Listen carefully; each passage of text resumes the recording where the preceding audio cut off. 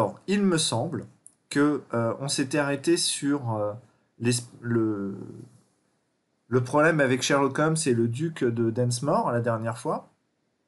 Alors, je vous ai pas donné la solution parce qu'on va la faire en TD. Et donc, aujourd'hui, on passe au cours suivant. Alors, attendez, je vais juste mettre la tablette, comme ça je vais voir vos... Tac. Et comme ça je vais voir vos commentaires. Là, c'est où? C'est là.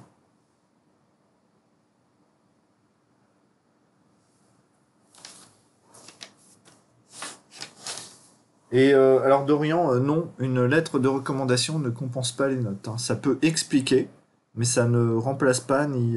voilà. Voilà. Alors, donc aujourd'hui, on va voir les parcours dans les graphes. D'accord? Donc, la dernière fois, ce qu'on a vu, c'était les bases de la théorie des graphes.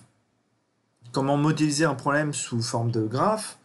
Quelles étaient les différentes notations. Qu'est-ce que c'était que le voisinage, le degré, des choses comme ça. Aujourd'hui, ce qu'on va voir, c'est une fois qu'on a un graphe, qu'est-ce qu'on peut faire avec ce graphe? Et en particulier, une utilisation importante des graphes, c'est les parcours.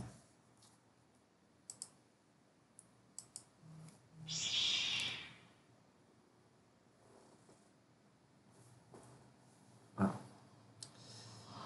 Alors, on va voir un certain nombre d'algorithmes. D'accord? On va voir l'accès. Alors là, j'ai mis atteignabilité. Je ne sais pas si c'est très français. L'accessibilité, peut-être dans un graphe.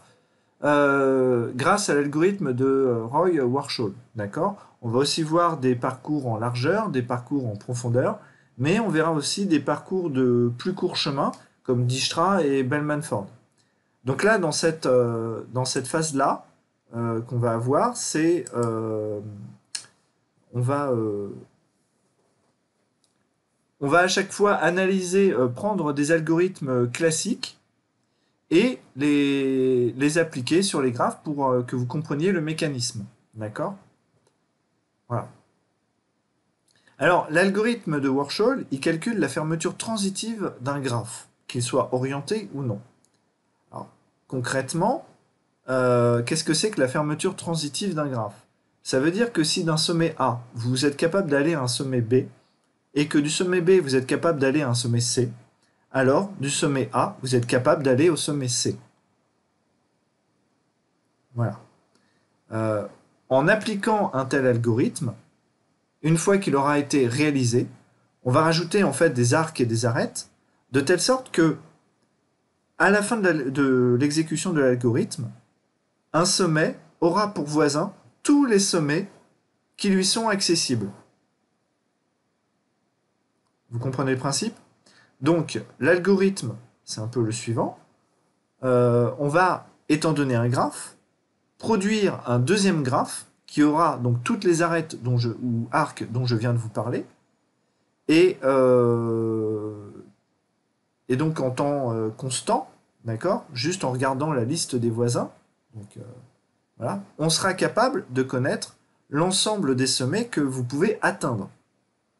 La complexité de cet algorithme, elle est en grand O de n cube. Ça veut dire que si n est le nombre de sommets du graphe, l'ordre de grandeur du nombre d'opérations que vous allez devoir réaliser, c'est le nombre de sommets du graphe au cube. Donc ça reste polynomial, mais ça peut être un peu lent, parce que si vous avez 10 sommets, ça fait 10 fois 10 fois 10, mais si vous avez 100, bah, ça fait 100 au cube, donc ça commence à faire beaucoup. L'algorithme, c'est le suivant. Donc en entrée, vous avez un graphe, donc orienté ici, hein, mais ce n'est pas une obligation. Et on va retourner un graphe G', qui représente la fermeture transitive du graphe G. Donc au départ, on va initialiser l'ensemble des arcs de votre graphe G' avec les arcs du graphe G. Donc on a les mêmes sommets et on a les mêmes arêtes, les mêmes arcs au départ. Et ensuite, ce qu'on va faire, c'est pour chaque sommet de V, D'accord? Donc on va parcourir chacun des sommets. Et on va parcourir tous les voisins entrants du sommet qu'on est en train de parcourir. Donc là, vous voyez que je dis pour chaque sommet U qui appartient à V. Donc on va considérer un sommet, le sommet U. On va regarder le voisinage entrant de ce sommet-là. Donc on va fixer un sommet de ce voisinage entrant, ça va être le sommet V. Et ensuite, on va parcourir tous les sommets qui appartiennent au voisinage sortant du sommet U. Et à ce moment-là, on va rajouter l'arête VW. Donc concrètement, c'est pour chaque sommet, on va regarder tous les couples possibles entre les sommets les voisins qui rentrent, qui ont un arc qui va vers votre sommet V, votre sommet U, je veux dire, pardon, et tous les arcs qui sortent de U, et on va relier l'origine de l'entrant à la destination du sortant. C'est juste ça. Et en fait, comme on parcourt chacun des sommets, et que pour chacun des sommets, on parcourt tout son voisinage entrant, et que pour chacun des sommets du voisinage entrant, on regarde tout le voisinage sortant, on est sûr à la fin d'avoir la fermeture transitive. Et on retourne ce graphe G', qui est donc le graphe qui contient les mêmes sommets que le graphe G, mais un ensemble d'arcs plus important, qui contient au moins les arcs du graphe initial. Alors bien sûr, je vous l'ai expliqué à l'oral, mais rien ne vaut une bonne exécution d'algorithme pour comprendre la chose. D'accord? Donc là, on a notre graphe G qui est notre graphe de départ et qui contient les sommets 0, 1, 2, 3, 4 et 5. Et vous voyez qu'on a un certain nombre d'arcs déjà présents entre les différents sommets. Alors, on va considérer les sommets dans l'ordre, par exemple, hein, dans un certain ordre. Vous avez vu que l'ordre, alors je reviens sur l'algorithme, excusez-moi, on vous dit juste qu'on va parcourir chacun des sommets de V, mais il n'y a pas d'ordre imposé sur la manière de les parcourir. Donc, vous pouvez les parcourir dans l'ordre de leur nom, donc 0, 1, 2, 3, 4, 5, mais vous pouvez prendre dans n'importe quel ordre qui vous arrange, évidemment. De même pour l'ordre des voisins entrants et des voisins sortants. Vous avez le droit de parcourir à chaque fois dans le sens que vous voulez. Moi, je pense que c'est toujours mieux de parcourir dans l'ordre croissant des noms des sommets et voilà, c'est quand même plus simple à manipuler. D'accord. Voilà. Donc, le voisinage entrant de 0 est vide. D'accord. Il n'y a aucun arc qui arrive dans le sommet 0. Donc, l'étape ici, qui est pour chaque voisin entrant, faire ça, bah ça y est, c'est fini. On n'a rien à faire. Donc, on passe au sommet suivant. Là, on va regarder le sommet 1. Alors, le sommet 1, il y a combien de voisins entrants? On en a un seul, c'est le sommet 0. Et combien est-ce qu'on a de voisins sortants? On a le sommet 2 et on a le sommet 4. Donc, on va créer un arc qui va du sommet 0 vers le sommet 2. Et on a un arc qui va aller du sommet 0 vers le sommet 4.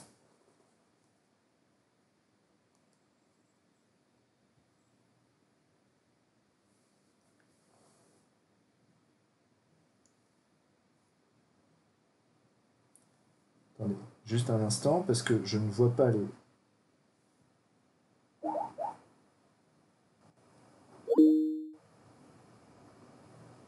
Voilà, et je me mets sur les commentaires. Voilà, excusez-moi. Alors, une fois qu'on a rajouté ces deux arcs, eh bien, on va passer au sommet suivant. Alors là, tout le monde a compris ce qu'on avait fait à cette étape-là ou pas? C'est bon, hein? Vous m'interrompez si jamais vous ne comprenez pas. Alors, on passe au sommet suivant. D'accord. Donc, on était à l'étape 1 et on avait pris chacun des sommets entrants. Il n'y en avait qu'un, qui était le sommet 0, et chacun des sommets sortants, qui étaient les sommets 2 et 4. Et on a rajouté un arc entre le sommet 0 et le sommet 2, et un arc entre le sommet 0 et le sommet 4. D'accord? Donc on a relié chacun des sommets des voisins entrants à chacun des sommets sortants. On passe au sommet suivant, le sommet 2, et là on va prendre chacun des sommets entrants et on va créer un arc pour chacun de ces sommets-là vers chacun des sommets sortants. Il n'y a qu'un seul sommet sortant, c'est le sommet 3, et il y a deux sommets entrants qui sont les sommets 0 et les sommets 1, parce qu'ils arrivent vers 2. Donc on va rajouter potentiellement les arêtes 0, 3 et 1 vers 3. Or, l'arête 0, 3, vous voyez, dans notre graphe qu'on avait à l'étape précédente, elle existe déjà. Donc on va juste rajouter l'étape 1, 3, l'arc 1, 3. Donc ça nous donne ça. Et on va passer au sommet suivant. On va regarder le sommet 3. Alors, le sommet 3, il n'a pas de voisin sortant. D'accord? Une fois qu'on est dans le sommet 3, on ne peut plus sortir de ce sommet-là. Donc, comme il n'y a pas de voisinage sortant, eh bien, on s'arrête là et on ne va pas rajouter d'arête. On va maintenant considérer le sommet 4. Donc, quand on va considérer le sommet 4, on va regarder la liste des sommets qui sont entrants pour le sommet 4, c'est-à-dire 0 et 1. Et pour chacun de ces sommets-là, on va rajouter un arc vers chacun de ces sommets sortants, voisins sortants, donc le sommet 5. Donc on va rajouter un arc de 0 vers 5 et un arc de 1 vers 5. Ça nous donne le graphe suivant. Et on va répéter l'opération encore une fois, mais avec le sommet 5 cette fois-ci. Sauf que le sommet 5 n'a pas de sommet de voisins sortants. Donc comme pour le sommet 3, bah, on s'arrête ici parce qu'on ne peut pas rajouter d'arc. Voilà. Donc ça, c'est la fin de l'exécution de l'algorithme. Maintenant, si on compare le graphe qu'on avait initialement avec le graphe qu'on avait en sortie, qu'on obtient en sortie, pardon. Vous voyez que pour savoir dans le graphe initial si à partir du sommet 0 on peut atteindre le sommet 5, on va être obligé de lancer un algorithme. Est-ce que 0 il peut aller en 5? Bah, oui, on peut trouver un chemin qui va de 0 vers 5, mais on va être obligé de calculer des choses. Là, sur le graphe qu'on a comme résultat de l'algorithme de Warshall, pour savoir s'il existe un chemin de 0 vers 5, il suffit de vérifier qu'il existe une arête, un arc, entre le sommet 0 et le sommet 5. Si cet arc existe, c'est qu'on peut atteindre le sommet 5 depuis le sommet 0 dans le graphe initial. Si cet arc n'existe pas, ça veut dire qu'il est inatteignable. Par exemple, est-ce qu'on peut aller jusqu'au sommet 2 à partir du sommet 4? Eh bien, dans le graphe qu'on a obtenu, il n'y a pas d'arc qui va du sommet 4 vers le sommet 2, donc la réponse est non. Voilà. Alors, il y a des algorithmes qui vont vous permettre de déterminer des plus courts chemins. Ils peuvent être plus rapides que l'algorithme de Warshall. Donc, dans quel cas est-ce qu'on va utiliser cet algorithme-là?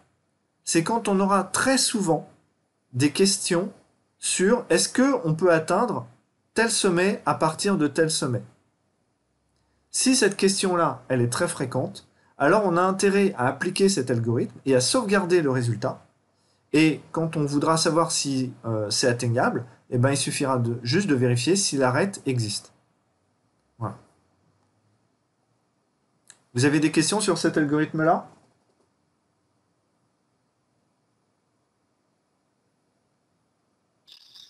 Non, ça c'est clair. Ok, alors Maxime, je te laisse réinviter Marianne. Monsieur, je voulais savoir si on pose la question, on fait le graphe résultat sur la feuille ou c'est pas la peine? Comment? Si on pose la question de savoir si un sommet est atteignable par un autre, ouais. On applique l'algorithme sur le brouillon ou sur la feuille avant de répondre? Je ne comprends pas ta question. Je veux dire, là, non, mais là, on parle d'informatique. Donc là, tu vois que si jamais tu as une application informatique et que tu as un graphe et que tu veux savoir si on peut aller de tel endroit à tel endroit, tu appliques l'algorithme une fois, tu le sauvegardes le résultat, et ensuite tu testeras sur le résultat. Par exemple, si tu prends un réseau routier, le réseau routier français, est-ce que je peux aller de Paris à Marseille? Bah, tu vas pas recalculer le résultat pour juste savoir si oui c'est possible ou non. Tu comprends? Ou alors j'ai pas, Oui, je comprends. j'ai peut-être pas compris ta question. Si, je comprends. Ok. Ah bah si c'est dans le cadre d'un examen, merci Alvard. Si c'est dans le cadre d'un examen, je vous demande de l'appliquer, vous devez me faire le déroulement de l'algorithme. Alors si je vous demande juste le résultat, vous me mettez juste le résultat final. Si je vous demande de me faire le déroulement de l'algorithme, vous devez me mettre chacune des étapes. Généralement, en examen, moi ce que je demande, c'est je vous fixe l'ordre de parcours des sommets et des arcs. Donc si je fixe l'ordre de parcours des sommets et des arcs, vous devez déjà avoir exactement le même résultat que ce que j'attends. Voilà.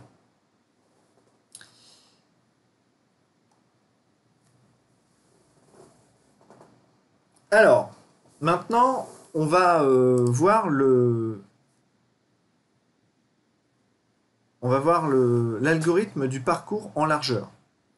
Alors, l'algorithme du parcours en largeur, vous pouvez voir que tout de suite, l'algorithme est un peu plus long. Donc, je vais le paraphraser, d'accord? Je vais passer par-dessus pour vous expliquer ce qu'on fait étape par étape. Et comme pour l'algorithme précédent, on va faire un déroulement de l'algorithme pour vous permettre de comprendre son fonctionnement. Alors, en entrée, le parcours en largeur, il attend un graphe qui peut être orienté ou non. Et S, un sommet qui va être votre sommet de départ. C'est-à-dire que le parcours en largeur, si on part d'un sommet ou si on part d'un autre sommet, ne sera pas le même. D'accord? Vous devez avoir un sommet origine. Le résultat, ce sera le parcours en largeur issu depuis ce sommet-là. Alors, le parcours en largeur, ça sert à quoi? C'est pareil, ça sert à connaître l'accessibilité des sommets. Ça permet aussi, en même temps, de calculer des plus courts chemins depuis l'origine vers n'importe quel autre sommet du graphe, si jamais votre graphe n'est pas pondéré.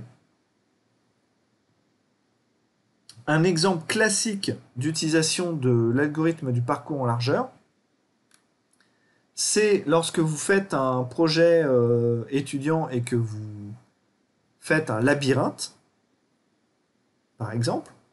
Eh bien, pour sortir du labyrinthe, pour calculer le plus court chemin, vous lancez un parcours en largeur depuis l'origine, depuis la case d'entrée de votre labyrinthe, et automatiquement, vous allez avoir le parcours en largeur, vous partez de la sortie et vous allez pouvoir trouver le plus court chemin. Je pourrais vous montrer ça un peu plus tard si vous le souhaitez. Voilà. Alors, l'algorithme se déroule en deux étapes. La première, c'est une étape d'initialisation. Donc, si vous regardez ici, toute cette partie-là, c'est une étape d'initialisation. Ensuite, ça, c'est le corps de l'algorithme. C'est-à-dire que c'est là qu'on va réellement calculer le parcours en largeur. Alors, cette phase d'initialisation, il ne faut jamais la négliger parce que si votre algorithme, votre algorithme n'est pas correctement initialisé, les résultats qu'il va retourner seront complètement... ça sera pas correct, ça ne sera pas cohérent. Là, si vous regardez l'initialisation, on va faire un parcours pour chaque sommet du graphe, à part le sommet origine. On va dire que la couleur du sommet qu'on est en train de considérer, c'est blanc. Que la distance de ce sommet, pour le moment, c'est l'infini. Et que le pair de ce sommet, c'est nil. Alors nil, c'est rien, hein, c'est comme en algo, vous vous rappelez, on avait nul pour les pointeurs nuls.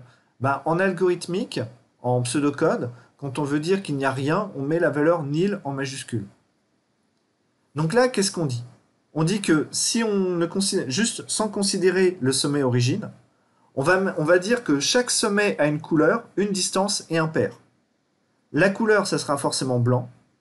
La distance, ça sera forcément l'infini. Et le pair, c'est inconnu. Ensuite, une fois qu'on a initialisé tous les sommets sauf l'origine, on va initialiser l'origine. On va dire que la couleur de l'origine, c'est gris. La distance de l'origine, c'est 0. Et le pair de l'origine, c'est nil. Quelle est la signification de tout ça? On va, en calculant le parcours en largeur, calculer également des plus courts chemins, des distances, par rapport à l'origine. Donc en fait, quand on va appliquer cet algo, la distance de l'origine par rapport à elle-même, c'est 0. La couleur va nous permettre de savoir si le sommet est en cours de traitement, enfin si pour le moment il a déjà été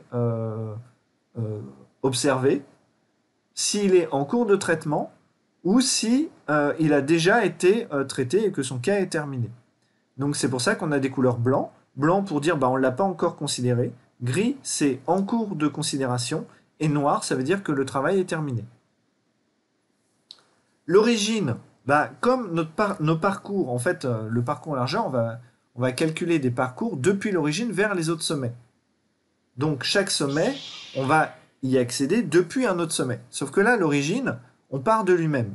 Donc son pair sera nil. Et ensuite, ce qu'on va faire, c'est qu'on va initialiser un ensemble. Alors, étant donné le nom de l'ensemble qui est f, et si vous regardez ici, on a des opérations qui sont défilées et enfilées. Donc rappelez-vous ce qu'on avait vu l'an dernier en algorithmique. On avait vu les piles et les fils. Et donc là, on va utiliser une file. Ça se déduit des opérations qu'on effectue dessus. Donc on a une file. Et dans cette file, on va ajouter le sommet S.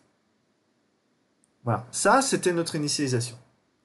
Et donc maintenant, ce qu'on va dire, c'est que tant que notre file n'est pas vide, tant qu'il existe un élément dans la file, on va récupérer le premier élément qui est dans la file, donc on va dire U égale défilé. Donc lors de la première étape, quand on va faire appeler défilé pour la première fois, on va récupérer le sommet S. Et ensuite, on va regarder chacun des voisins. On va regarder chacun des sommets de ce sommet. Attendez. Hop, voilà. Donc, je vous disais, on va regarder chacun des voisins de ce sommet. Donc, on va regarder la première étape, on va regarder tous les voisins du sommet S. Si la couleur de ce voisin, c'est blanc, alors on va réaliser quelque chose. Si la couleur, c'est autre chose, ça veut dire qu'on aura déjà considéré ce voisin-là, pour une raison X ou Y, et donc on va l'ignorer. Alors, si la couleur, c'est blanc, c'est-à-dire que le voisin n'a toujours pas été traité, considéré, on va dire, eh bien, on te considère. Donc, la couleur change, et tu passes de blanc à gris. Maintenant, la distance de ce voisin-là, qu'est-ce que ça va être? Eh bien, ça va être la distance du pair plus 1. C'est-à-dire, on est en train de considérer le sommet U. Et on va regarder chacun de ses voisins. Les voisins, pour y accéder, on passe par U, et on va jusqu'au voisin. Donc on rajoute une arête. Donc on augmente la distance de 1. La distance de ce voisin, ça sera la distance de U plus 1. Lorsqu'on arrive au sommet V, donc ce voisin, on y arrive depuis quel sommet? Depuis le sommet U. Donc le pair du sommet V, ça sera le sommet U. Et, comme on va devoir traiter les voisins de ce voisin, eh bien on va enfiler le sommet V, le voisin, dans F. Et on va répéter ça donc, pour chacun des voisins de U. Et une fois qu'on aura répété ça pour chacun des voisins de U, on va passer au sommet suivant qui est présent dans F. Et donc vous voyez qu'on va traiter les sommets dans l'ordre dans lequel ils ont été insérés dans la file. Une fois qu'on a fini de parcourir tous les voisins du sommet U, là, on va dire, on a fini de traiter le sommet U, parce que non seulement on l'a considéré, mais on a évalué chacun de ses voisins. Donc, on va placer ce sommet-là en noir. À chaque étape, à chaque tour de boucle, vous voyez qu'on va défiler un sommet. Donc, à un moment, nécessairement, on va s'arrêter parce que la file va être vide. Quand la file sera vide, on sort de notre algorithme et on a terminé. Alors, un exemple d'exécution sur un graphe, parce que, encore une fois, c'est toujours bien d'exécuter un algorithme sur un vrai graphe pour vous montrer le fonctionnement. Alors, cet exemple, il n'est pas de moi, d'accord? Je l'ai pris du livre Introduction à l'algorithmique de Cormen, Laserson, Rivest et Stein, qui est pour tous les étudiants qui s'intéressent à l'algorithmique. Vraiment, je vous recommande la lecture. Et si vous en avez la capacité et que vous pensez que ça vous servira dans votre master, n'hésitez pas à l'acheter. Il est vraiment très bien expliqué. C'est un livre, c'est un bonheur.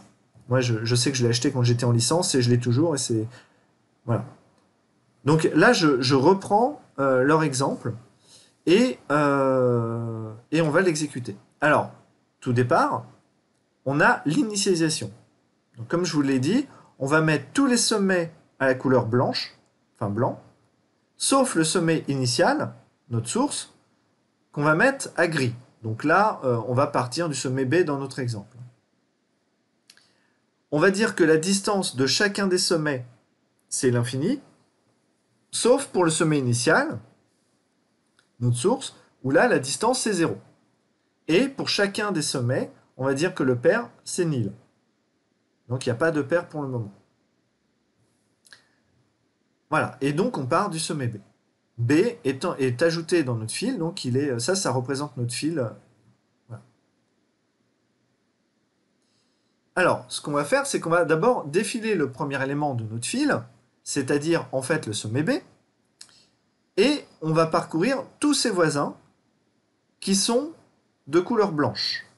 Donc, vous voyez que initialement, quand on va regarder le sommet B, on va parcourir tous ces voisins qui n'ont pas encore été traités, qui sont blancs, c'est-à-dire les sommets A et les sommets F. Pour chacun de ces sommets-là, on va dire la distance du sommet A, c'est la distance du sommet B plus 1. Donc, la distance du sommet B, ici, vous voyez, c'est 0. Donc, la distance de A, ça va être 0 plus 1, 1.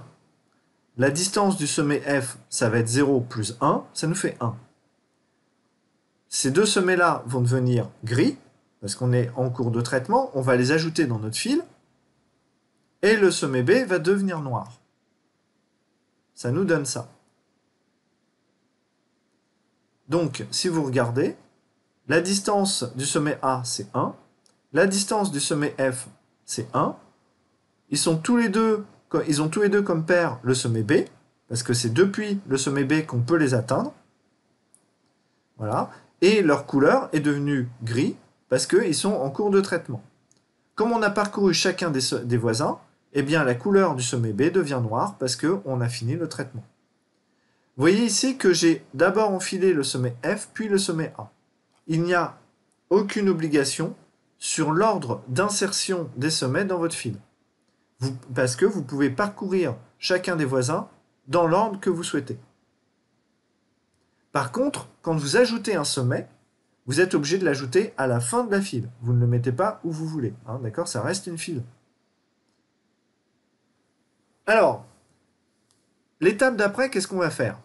On va récupérer le premier élément qui est dans la file, c'est le sommet F, et on va parcourir chacun de ses voisins. Donc B, C et G. Sauf que, on va ignorer tous les sommets qui ne sont pas blancs. Donc on va ignorer le sommet B qui a déjà été traité. Donc on va considérer uniquement les sommets C et G. Et alors, de la même manière, le sommet F, donc du coup, permet d'aller en C et il permet d'aller en G. Donc le pair de C, ça devient F, et le pair de G, ça devient F. La distance du sommet C et la distance du sommet G, qui était avant l'infini, ça devient la distance de F plus 1. La distance de F, d'accord, c'était 1. voyez, dans notre tableau. Donc, la distance de C et de G, c'est la distance de F plus 1, c'est-à-dire 2. Voilà. Bien sûr, on ajoute les sommets C et G à notre fil, et on va recommencer. Et alors, vous voyez, on a démarré initialement avec le sommet B. On avait ajouté les sommets F, puis le sommet A. On a commencé à traiter le sommet F. J'ai ajouté le sommet C et le sommet G, mais regardez quel va être le prochain sommet qu'on va traiter.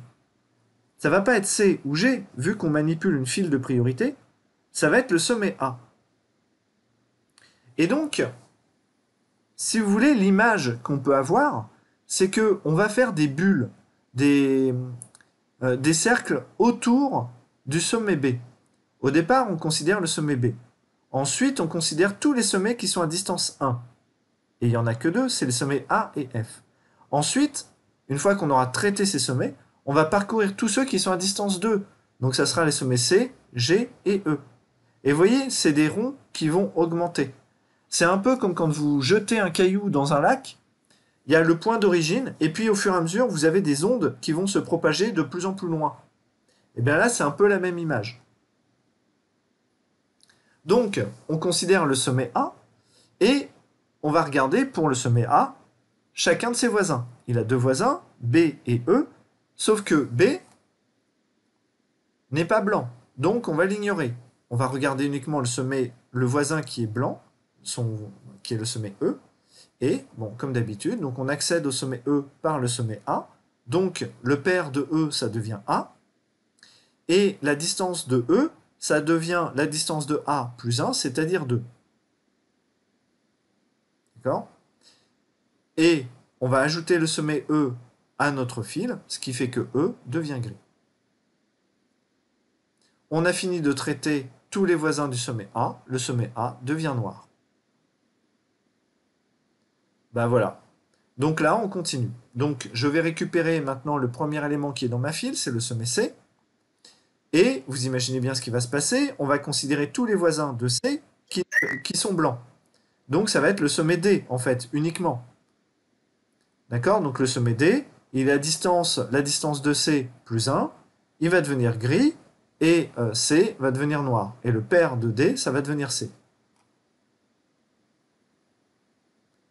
Je vais récupérer le sommet G maintenant, dans ma file. Ici, je vais considérer chacun de ces voisins de couleur blanche. Donc, il n'y en a qu'un, ça va être le sommet H.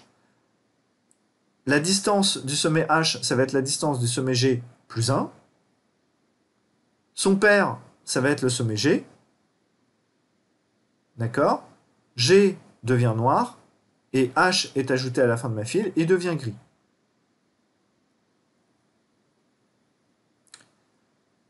Maintenant, on va récupérer le premier élément de la file, c'était le sommet E. Et le sommet E, on va parcourir chacun de ses voisins de couleur blanche. Il n'y en a aucun, donc le traitement est assez immédiat. Et la couleur de E devient noire.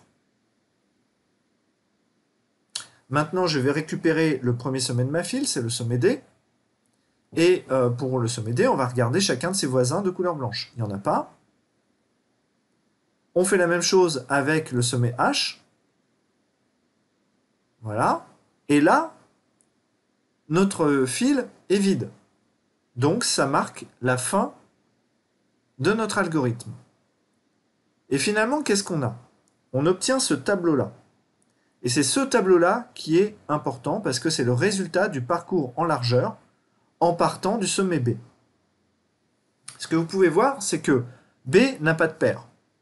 Mais sinon, on a, pour chacun des sommets du graphe, la distance en nombre d'arêtes qui va du sommet qu'on considère jusqu'au sommet B. Par exemple, effectivement, le sommet H, il est à quelle distance? Il est à distance 1, 2, 3 du sommet B. Vous voyez? Et si de manière informatique, vous souhaitez connaître le chemin qui va de B vers H, c'est très simple. vous prenez la destination, le sommet H, et vous allez regarder quel est son pair. C'est le sommet G. Donc, vous vous rendez au sommet G. Quel est son pair? C'est le sommet F. Vous allez au sommet F, vous regardez son pair. C'est le sommet B. Vous allez au sommet B, quel est son pair? C'est nil, c'est fini. Et donc, on a reparcouru de H vers B. Donc là, dans ce tableau-là, vous avez non seulement la distance du plus court chemin, si le graphe est non pondéré, qui va de B vers n'importe quel autre sommet, et vous êtes capable de retrouver le chemin à l'envers de n'importe quel sommet vers le sommet B. Voilà. Vous avez compris cet algorithme ou pas? Est-ce que vous avez des questions? Monsieur, j'ai une question. Vas-y, vas-y. Pourquoi on est passé de B à F du moment qu'on est passé de B à F, pourquoi on n'aurait pas choisi de passer à A et traiter E avant le F? Alors, si on revient, regarde. On part du sommet B. Et Ouais. on va d'abord considérer tous les sommets qui sont à distance 1 du sommet B. Il y en a combien de D'accord. sommets à distance 1? C'est les sommets F et A. Ouais. Voilà. Alors après, tu peux les considérer dans l'ordre que tu veux. Soit d'abord A, puis F, soit d'abord F, puis A. Moi, D'accord. si j'ai fait exprès dans mon exemple de commencer par le sommet F pour vous montrer qu'on n'est pas obligé de respecter l'ordre lexicographique des sommets. C'était Ouais, juste d'accord. ça. D'accord? D'accord. Mais tu es obligé de traiter F et A, ou A et F, avant de traiter leurs voisins.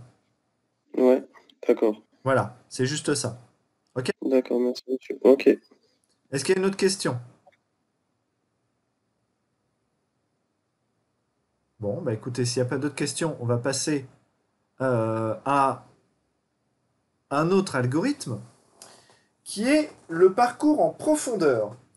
Alors ça, c'est encore une autre histoire, c'est-à-dire c'est une variation un petit peu de l'algorithme du parcours en largeur.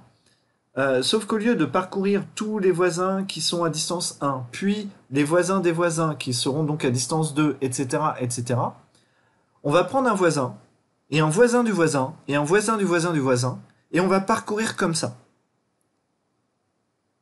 Alors, le résultat, il sera un peu différent, et il permettra, par exemple, donc, comme le parcours en largeur, ça permet de vérifier que le graphe est connexe, mais après, ça nous permet de détecter des cycles. C'est-à-dire que vous allez voir on va déterminer un ordre de parcours des sommets, et ça va nous permettre, avec une étape supplémentaire, d'accord, de déterminer s'il existe des cycles dans le graphe.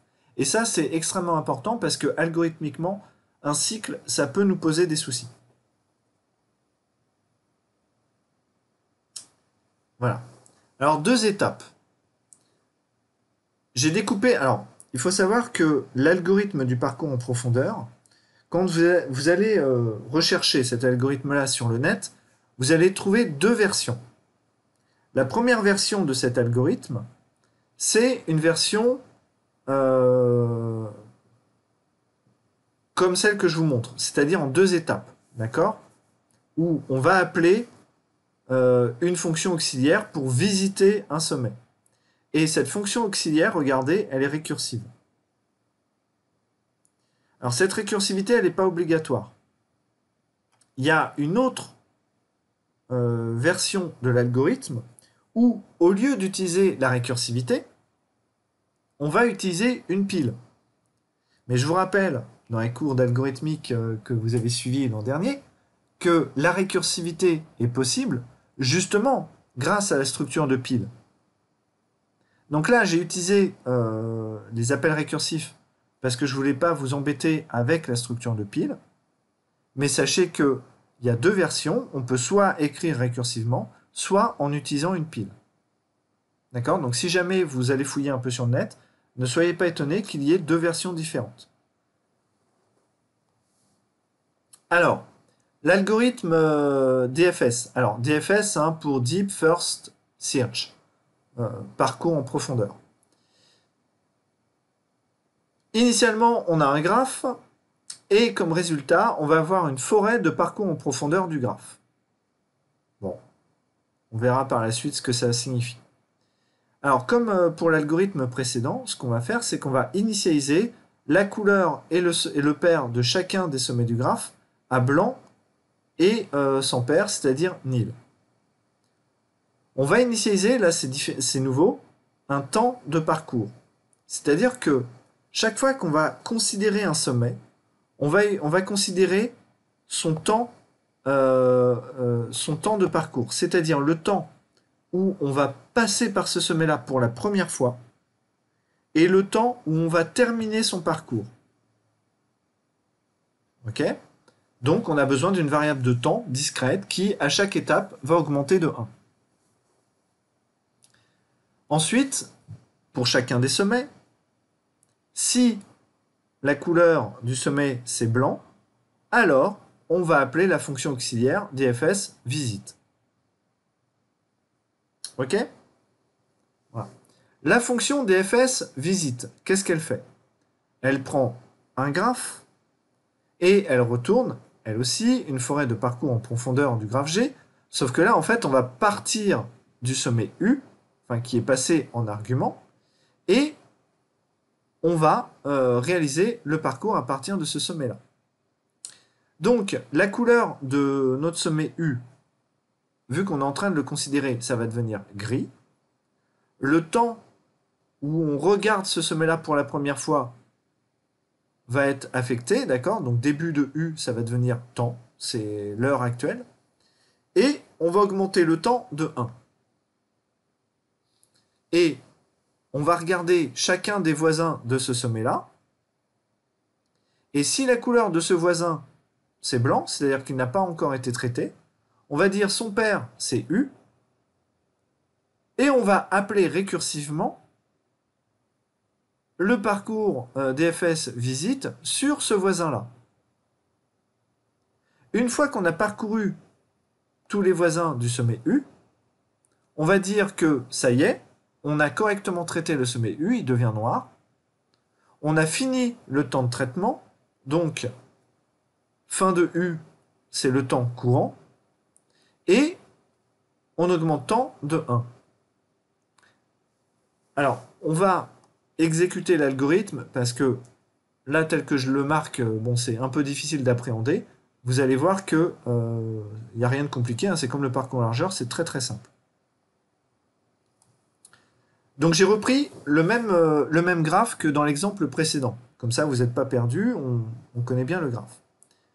Alors j'ai initialisé, comme c'était demandé, d'accord, donc tous les sommets sont blancs, sauf voilà, et on va débuter notre parcours en profondeur à partir du sommet B. Donc, comme on commence au sommet B, on va initialiser sa variable début au temps courant. Donc pour le moment, le temps, on débute l'algorithme, hein, donc le temps vaut 0, et le temps passe à 1. Pardon, le temps passe à 1.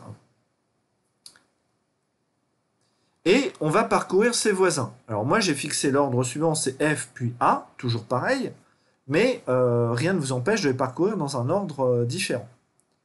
On va parcourir donc d'abord le sommet F.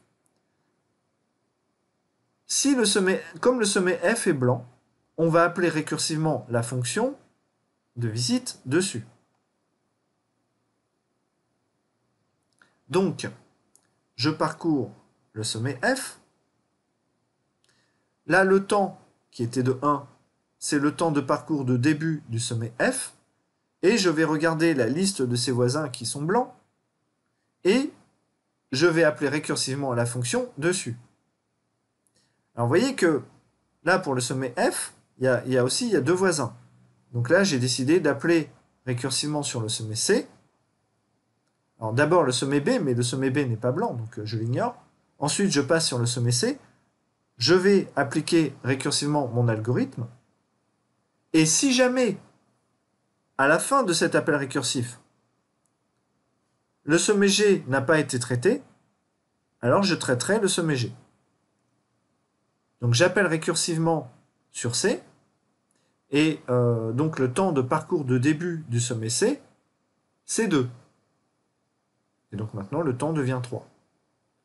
Je regarde chacun des sommets des voisins du sommet C. Donc on a F, on a G, on a D. J'ai dit qu'on parcourait dans cet ordre-là. D, F, G, c'est totalement arbitraire, encore une fois. Donc d'abord le sommet D. Donc est-ce que le sommet D est un sommet blanc? Oui. Donc je vais appeler récursivement sur ce sommet-là.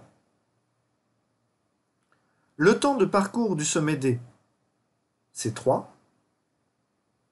Maintenant, le temps passe à 4. Et j'ai deux voisins, les sommets G et H. Et le sommet C, mais qui n'est pas blanc, donc je ignore encore une fois. Dans l'ordre que j'ai fixé, on va dire qu'on va d'abord regarder le sommet G. Donc je parcours, j'appelle récursivement sur le sommet G.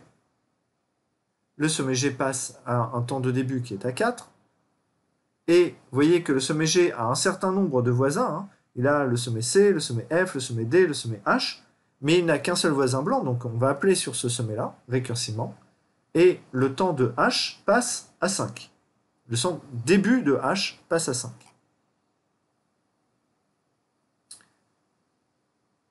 Pour le coup, l'appel récursif H, le sommet H n'a pas de voisin blanc. Donc on va se retrouver dans un cas de base et on ne va pas réaliser d'appel récursif. Comme on n'appelle pas récursivement, l'appel sur le sommet H se termine. Le sommet H, on a effectué son traitement depuis le sommet G, rappelez-vous. Donc on va retourner sur le sommet G pour dire, bon maintenant je passe au voisin suivant s'il y a encore des voisins blancs. Oui, alors pardon, donc le sommet H est terminé, donc là on lui met une date de fin, excusez-moi j'ai oublié la date de fin. On revient sur le sommet G, et le sommet G, on lui met la nouvelle date de fin. Donc vous voyez qu'on est arrivé en 5, on commence le traitement, on est arrivé en H à la date 5, on lui dit début c'est 5, on augmente le temps de 1, le traitement se termine, on lui dit donc c'est fini, d'accord, donc toi tu as fini à 5, là on repasse à G, et rappelez-vous dans l'algorithme que je vous ai montré, tac, tac, ici, pardon, j'y arrive pas, le temps augmente de 1 lorsqu'on a noté la date de fin. Ok? Donc, quand on est sur H ici, on met la date de fin, qui est la même que la date de début, et là, on augmente la date de fin de 1, et on retourne sur la fonction, sur le sommet qui nous a appelé. Donc, la date actuelle, c'est 6, et donc, on termine le traitement du sommet G à la date 6. Alors, vous voyez que ce qui est intéressant, c'est que suivant l'ordre de parcours des sommets, vous allez avoir des dates qui vont encadrer la date des sommets internes. Le sommet H, on l'a parcouru depuis le sommet G. Eh bien, regardez les dates de G, ça commence avant et ça termine après le sommet H. D'accord? Alors, là, on augmente le temps, on passe à 7, et le sommet G, il était appelé depuis le sommet D. Donc, ça va nous faire 3,7. On continue, 2,8, 1,9, 0,10. Alors, là, on est au temps 10, sauf que le sommet B, lui, on n'a pas fini son traitement parce qu'il lui reste des voisins qui sont encore blancs. Donc, on va appeler récursivement le parcours visite sur le sommet A. Le sommet A devient gris et a un temps de 10. On va appeler sur chacun de ses voisins blancs l'algorithme. On passe à 11 pour le sommet E. Là, le temps de traitement est fini. Et là, je viens de voir une erreur dans mon algo. Parce que sur H, j'ai été 5,5 et là, j'ai... Ah, attendez. Excusez-moi. Je récapitule. Ouais. Donc, la première, parce que quand je vous ai dit 5-5, je ne sais pas si vous avez noté, mais au tout départ, j'ai dit 5-6 et je suis revenu en arrière. En fait, ici, normalement, ça aurait dû être 5-6. J'ai oublié d'incrémenter le temps de 1. Ça veut dire que je vais avoir la joie de refaire tous mes slides. Alors là, en fait, c'était 5-6, 4-7, d'accord, 4-7, 3-8, et à chaque fois, d'accord, il faut augmenter de 1 le temps ici. Donc, toutes mes excuses, je reviendrai par la suite. D'accord, je vous mettrai les slides à disposition. Maxime, tu m'y fais penser si jamais j'oublie? Ça marche. Voilà, donc 11, 12, on a terminé le temps de traitement du sommet E, on augmente la date de fin de 1, et donc A a été traité en 10, 13, et enfin, on revient au sommet B, et là, on a un temps qui est 14, et on termine le sommet B au temps 14. Alors, vous voyez que le traitement qu'on réalise n'a rien à voir avec le parcours en largeur, parce que depuis le sommet B, au lieu de parcourir F puis A, là je suis parti aussi loin que je pouvais. B, F, C, D, G, H. Et après, bah, je remonte, je backtrack, et là je passe à la suite. Voilà. Et c'est là que c'est intéressant, c'est que ce qu'on obtient, c'est que pour chaque sommet, on a une date de début et une date de fin.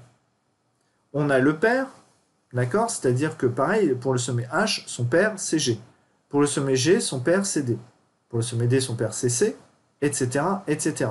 Donc là, ça ne vous calcule pas des plus courts chemins, mais ça vous calcule des chemins, tout de même. Ça peut être intéressant. Et avec toutes ces informations-là, on ne va pas le faire ensemble, mais il y a ce qu'on appelle un tri topologique. Et ce tri topologique peut vous permettre de détecter s'il existe un cycle dans votre graphe. Voilà.